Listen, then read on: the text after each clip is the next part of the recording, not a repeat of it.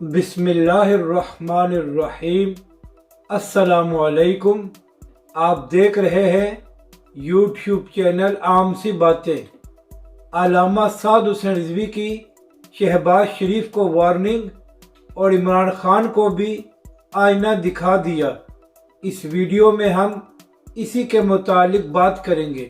ناظرین کرام، کل گجرات میں تحریک لبیک پاکستان نے ایک بڑا جلسہ کیا جس میں عوام کی بڑی تعداد نے شرکت کی اور تحریک لبیک کے سربراہ علامہ سعد حسین رضوی نے اس جلسے سے خطاب بھی کیا اور ایک بار پھر تحریک لبیک پاکستان نے یہ بات ثابت کی ہے کہ پاکستان کے جس حصے میں بھی تحریک لبیک کا کوئی جلسہ ہوتا ہے تو وہ تاریخی بن جاتا ہے۔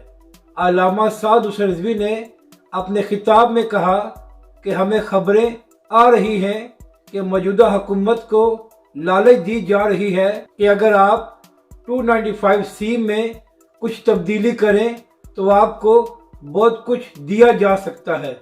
تحریک لبیک کے سربراہ علامہ سعد حسین رضوی نے موجودہ حکومت کو وارننگ دی اور کہا کہ اگر آپ لوگوں نے اس بارے میں سوچا بھی کہ ہم 295C میں کچھ تبدیلی کریں تو تحریک لبیک پاکستان میدان میں آئے گی اور آپ لوگوں کو ہرگز ایسا کرنے کی اجازت نہیں دے گی۔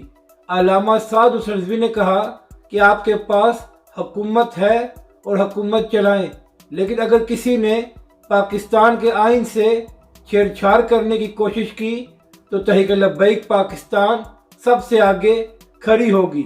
اس کے بعد علامہ سعد حسین رضوی نے عمران خان کو مخاطب کرتے ہوئے کہا کہ خان صاحب یہ کہہ رہے ہیں کہ ہماری حکومت میں کسی پر آنسو گیس کی شیلنگ نہیں کی گئی۔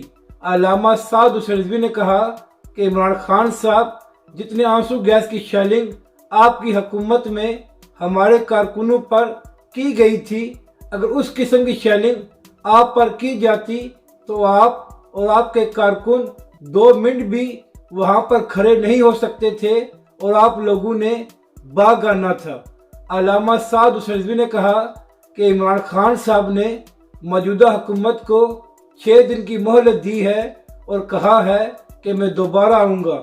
علامہ سعد حسین رضوی نے کہا کہ عمران خان صاحب 6 دن کیا، آپ میں اتنی ہمت نہیں ہے، آپ 6 مہینے بعد بھی واپس نہیں آئیں گے۔